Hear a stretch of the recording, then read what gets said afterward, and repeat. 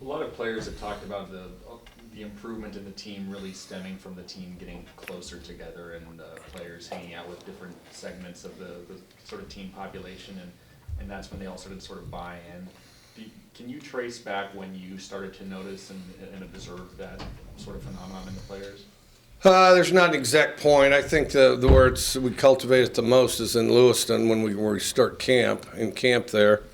But then, and then some of it kind of happens naturally. So they'll, when they first get here, we'll assign an upperclassman with them, and some upperclassmen do a better job than others as far as looking after them, helping them get acclimated. And then, of course, camp, where we make sure that we mix up who's in who rooms with who, so that guys get well circulated among the team, and they're in fairly tight, close quarters.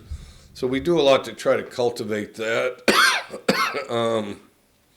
But as far as the specific deal, I mean, you got something going when you got people different positions, sizes, and shapes and backgrounds, all hanging out with one another, sitting at the table during meals and things with each other. Is that the primary benefit to having the preseason camp off campus? The NCAA is looking at some proposals that would make it harder to do that. It's one of the big ones for sure. It's one of the big ones for sure. And, so I think it's definitely, as far as to just focus, do your thing, and kind of lock into your teammates and not be caught up in off the field stuff or off the field. And I don't mean any wild stuff, but just distractions or people that aren't involved with the team for that isolated period of time. It's just all team, all football. I think the focus is beneficial, but I also think, commingling all the all the different entities on your team's a big deal. So I take it you would be against any attempts to sort of make it harder to have off-campus? Yeah, it'd be stupid. We're the most over-legislated sport in the history of the world. Those guys need to go golf and not worry about things like that.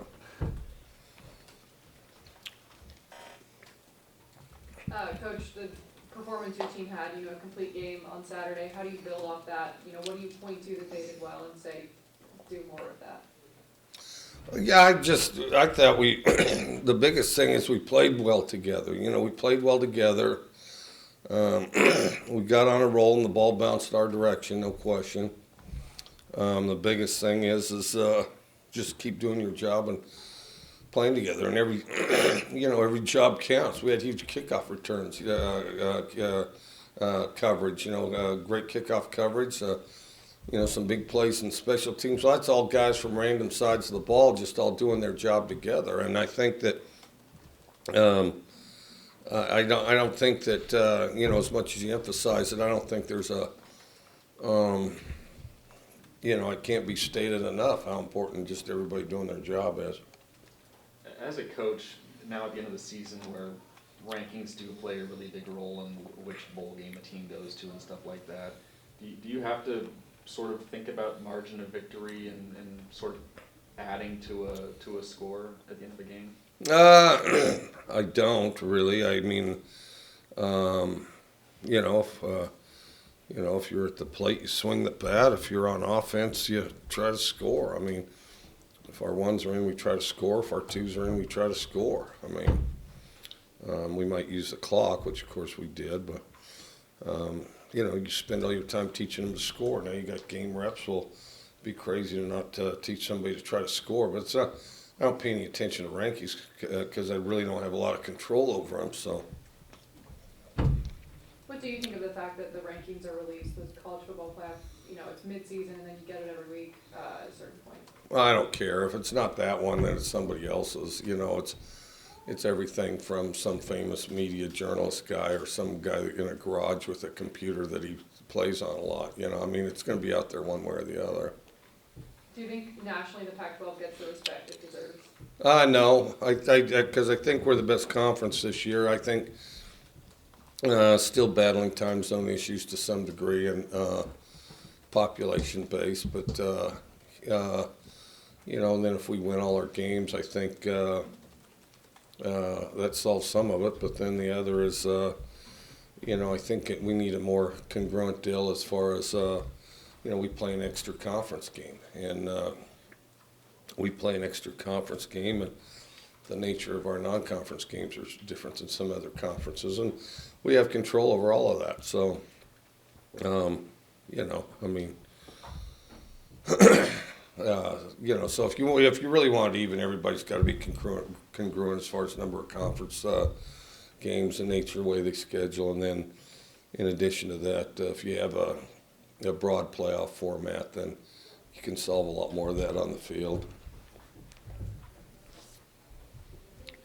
I know you're not particularly active on social media, but has anybody showed you any of like Roy Manning's videos that he does after the game? Yeah, he does a tremendous job, and is very enthusiastic, and would be great on a radio show. There's some of those I wonder how long he can sustain the intensity, but he goes quite a while. Have you ever been standing nearby when he's filmed one or anything like that? No, but he's because I'm here late and he's here late. He's always here late, so I think he probably just goes up there in his office where, his office is almost like a loft apartment, and I think that he maybe put that special stuff on the wall so it's like a recording studio or something by now. I don't know, but I think he records them live up there. And he'd certainly know how to, to the extent that all that's possible. Any questions on the line for Coach Leach? Hey, Mike. The defense has lost some key components through different parts of the year. Luwani, Chicago, Barber. I guess, is that always the job that Alex Grinch has done, particularly in kind of keeping them together despite the road bumps? Well, I think he's done a tremendous job. In other settings and situations, those guys wouldn't have been lost. And so I do think it's damaging to our team, and I think it's damaging from the standpoint that you have to work around some things that are a disadvantage to us. It wouldn't be a disadvantage to, to other schools. And, there's a point to where we've got to get that congruent. But those guys are all a big part of our team, and as I say, should be on the team. And you're talking to somebody that cuts somebody if they test positive for drugs. So, just knowing the facts like I do and having evaluated it, we're just tangled up in a bunch of bureaucracy that it shouldn't be. I guess, what has Alex done to really kind of keep the defense playing at this level, regardless of who he's lost and what he's had to do to shuffle things around? How has he been able to do that? I think they got, first of all, it's all the same message from the coaches. I think that the players are committed, and everybody takes a lot of pride in fulfilling their role on the team and does it as hard as they can. And, and I think that's the biggest thing is just cohesively just keep doing the same things but doing better. Okay. And then how is the Cal offense different this year with Jake Seville at the helm instead of Tony Franklin from what you've seen? I don't talk about the opponent because I may get publicly reprimanded or fined. So we're pretty much just worried about. I'd say they're quite similar, but we're just worried about ourselves and how we address the challenges the opponent presents. Okay, fair enough. But the guys that you've mentored over the years, Cliff Kingsbury, Tony Dykes, do you guys get together in the off season and exchange ideas and talk about strategy at all?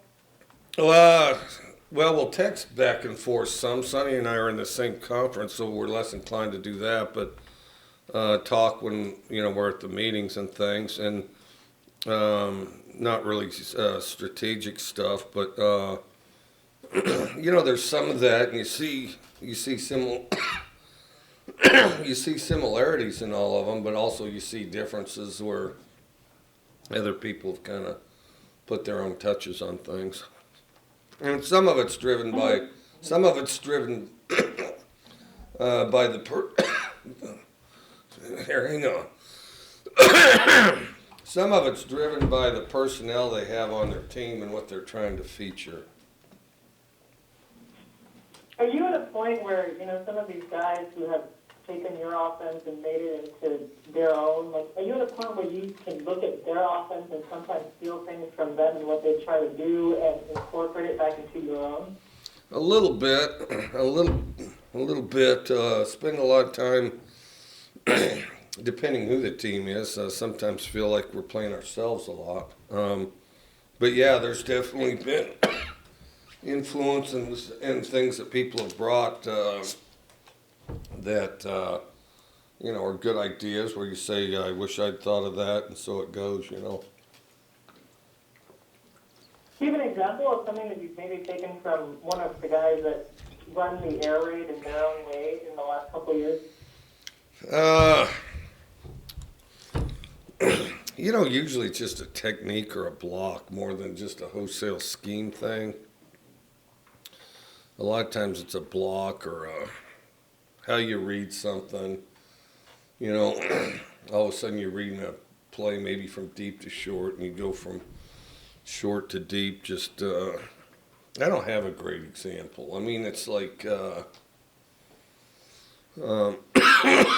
if you come up here and sit in a dark room for hours on end as we run through plays, so I look at a play. I mean, I'll remember where we originally got the play and can kind of give you the genealogy on how it evolved. It's hard for me to unscramble. There's a lot of plays, a lot of techniques, a lot of everything. I mean, but trying to always consider stuff that are good ideas. The closest I could say is one time Valdosta High, who never threw the ball. I mean, never threw it, like 8 yards. Or not 8 yards, but 8 attempts. 8 times a game, okay? And, if they threw the ball a lot, and that'd be if they got a head rushing the ball, they might throw it 10. But they had this play action where they kind of crossed the backs, and it fit Josh Heupel real well, so we had it at Valdosta, and it was just sort of this, this kind of rollout play action pass, and kept it for quite a while, and did it quite a bit. And, Valdosta High, of all people, had a pass that was extremely beneficial to us for a period of time. And then as time went on, people started playing us looser and looser, and it didn't work as well for us. And so we don't run it much anymore. Maybe I ought to. I mean, I'm glad you reminded me. But, yeah, I mean, because you'll find stuff just or watching recruits, there'll all of a sudden be something that you say, wow, that's a pretty good idea. Maybe we could do that. Well, maybe we could, okay, on the backside of this play, it's like this. If we put that on the backside, then we could do that. And just when he gets this look, he reads the backside instead of the play side. And all we have to do is adjust this route. And, you're constantly doing mental gymnastics that way. Okay, thank you. Yeah. Any other questions on the line for Coach? Okay, back in the room. Coach, back to the conference stuff. Do you think that the random guy sitting in Chicago looks at the Pac-12 and goes, oh, at the top it's Washington State and Colorado, and it's not Stanford and Oregon, and that's why maybe it's perceived that it's down? Do you think that's part of it too? No, I think the biggest thing is the random guy is familiar with the teams in the area where he's from. So I think the random guy in Chicago looks at Ohio State, Michigan, Big Ten teams, and I think that's what he's most into. And then I think that if it evolves to, if he's really, really into football, then I think it may expand to other teams, other conferences. And then the bigger the population base, the more eyes on the TVs and the timings of the game, I think that all comes together to impact it. Because, I mean, like we're in a small media base. Los Angeles is a big media base. But if you cover a team in LA, well, you're naturally going to be more aware of them, more conscious of them, more, I just don't think there's any getting around it. I mean, is it an advantage? Yeah, kind of, except for, you have to live in LA. And then, but the thing is, I don't know how to, I mean, how do you mitigate it? You say, oh, okay, forget all the stuff you saw, forget all the fact. Okay, yeah, well, you only know this much about the teams down here, and it's got to be the exact same politically correct amount about everybody else. Well, that's not possible, Coach, what's your relationship like with Gabe Marks? He's a unique personality in addition to his skill set. Good, brilliant guy, very competitive, thinks independently, very smart. I think people underestimate how smart he is. And, he's kind of fought his way through a lot and has really evolved in an impressive fashion, I think. Is it fun for you having a guy like that who can keep up with your opinionated and intelligent ways? Yeah, I think he'd actually be a pretty good coach someday, He said he was trying to convince you that Skylar's, or that River was, not Skylar's, that River was like the best slot you've ever had. No, he was trying to convince me he was the fastest. He says he is the fastest, the fastest. I mean, I agree River's very good, but fast, there's a difference between fastest and best. In fair, River's faster than Wes Welker. He runs a 4.8, but so he's the fastest. Even Skylar will tell you he's not the fastest. Coach, was it good to see some work out of Helinski this weekend? Yeah, it was. I thought he looked really good. Thought kind of went in bouncy, happy, and anxiety-free, and I thought played within himself pretty well. Anything else for Coach? Yeah, going back to the conference thing again, it's for years, a couple years now, the Pac12 Championship has been essentially played in Stanford's backyard, Santa Clara. How do you feel about the location of the game? Do you care? Does it matter? I guess I don't care. Yeah, I don't care. Coach, what's your assessment about the young guys that got in the game late after watching the film on that? Thought they did good. Thought they played hard. Some are young guys that are close to kind of piercing through the ceiling and really taking off, and gave them a chance to take a step that direction. Oh, student question. Forgot. What do you think of people who play Christmas music right after Halloween and just completely bypass Thanksgiving as a holiday? Disturbing. Yeah, disturbing. Possibly greedy, because all they're thinking about is all the presents and gear they'll get over Christmas.